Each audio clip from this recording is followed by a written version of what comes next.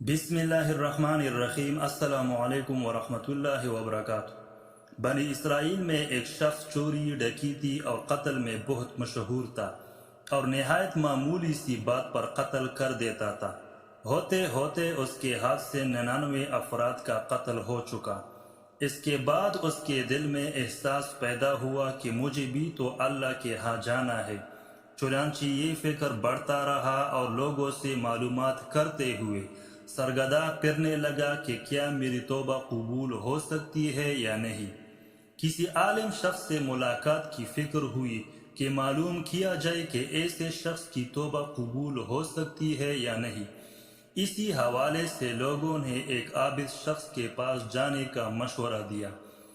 اس شخص نے اس کے پاس جا کر مسئلہ معلوم کیا، کیا میری توبہ قبول ہو سکتی ہے اور کیا میری مغفرت ہو سکتی ہے، جبکہ میں نے 99 انسانوں کی جان ماری ہے۔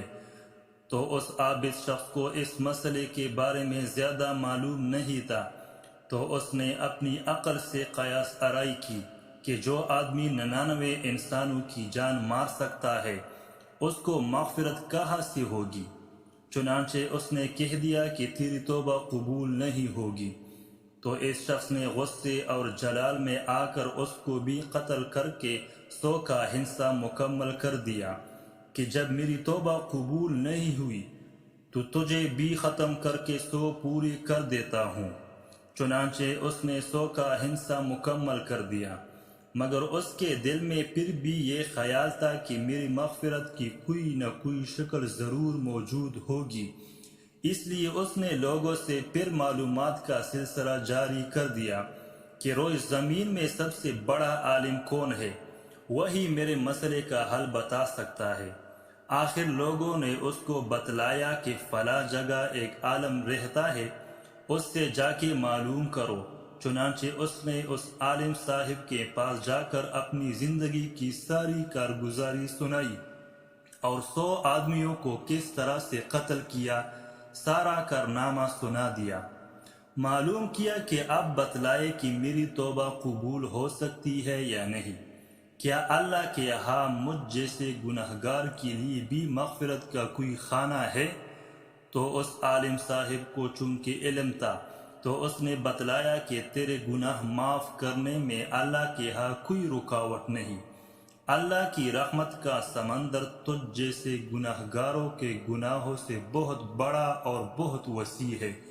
چنانچہ اس عالم صاحب نے اسے مشورہ دیا کہ تم فلاں جگہ سفر کر کے جاؤ، وہاں کچھ اللہ کے بندے رہتے ہیں، ان کا مشغلہ صرف اللہ کی عبادت ہے، ان کے ساتھ مل کر اللہ کی عبادت کرو اور نادم ہو کر اپنے گناہوں کی معافی مانگو، انشاءاللہ تمہاری مغفرت ہو جائے گی۔ جب اس شخص نے آدھا راستہ طے کر لیا تو ملک الموت آ گئے۔ اب اس کی روح لے جانے کا مسئلہ کھڑا ہوا۔ آسمانوں سے رحمت کے فرشتے بھی آئے اور غضب کے بھی۔ رحمت کے فرشتے کہنے لگے، اس کی روح لے جانے کا حق ہم کو ہے، اس لیے کہ یہ سچے دل سے تائب ہو کر عبادت کے لیے جا رہا ہے۔ غضب کے فرشتے کہنے لگے کہ اس کی روح لے جانے کا حق ہم کو ہے، اسی لیے کہ اس شخص نے کبھی کوئی نیکی کا کام ہی نہیں کیا۔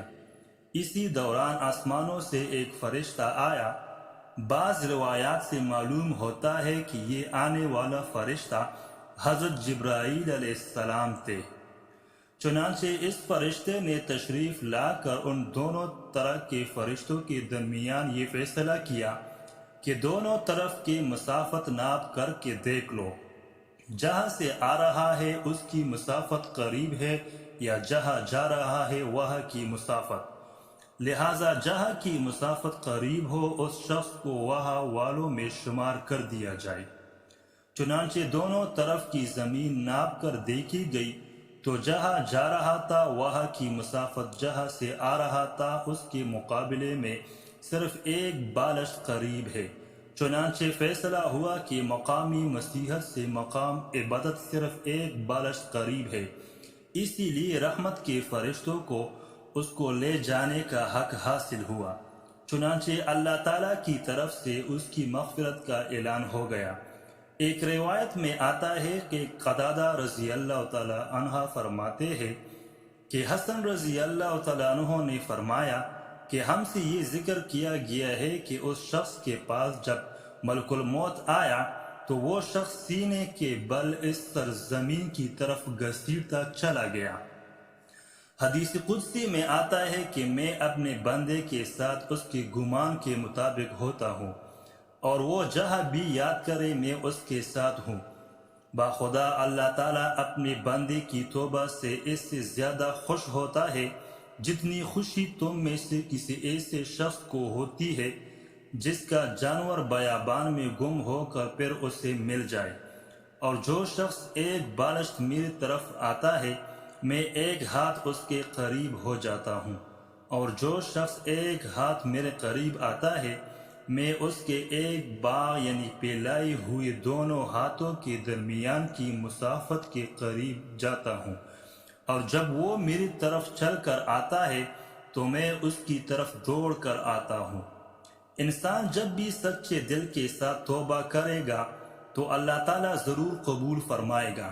انشاءاللہ یہ واقعہ خصوصاً ان حضرات کے لیے حوصلہ افزائی اور معاونت کا سبب ہے جو کہ بڑے بڑے گناہ کر کے اب مایوس کی زندگی گزار رہے ہیں، کیونکہ شیطان انہیں مایوس کرتا ہے۔ بہرحال گناہگار کو شیطان کی باتوں میں آ کر مایوس نہیں ہونا چاہیے، بلکہ اللہ کی رحمت سے اچھی امید رکھ کر سچی توبہ کے ذریعے اپنے آپ کو پاک و صاف کر لینا چاہیے۔ اللہ تعالی ہم سب کو عمل کرنے کی توفیق عطا فرمائے، آمین یا رب العالمین۔ ملتے ہیں اگلی ویڈیو میں، تب تک کے لیے اللہ حافظ۔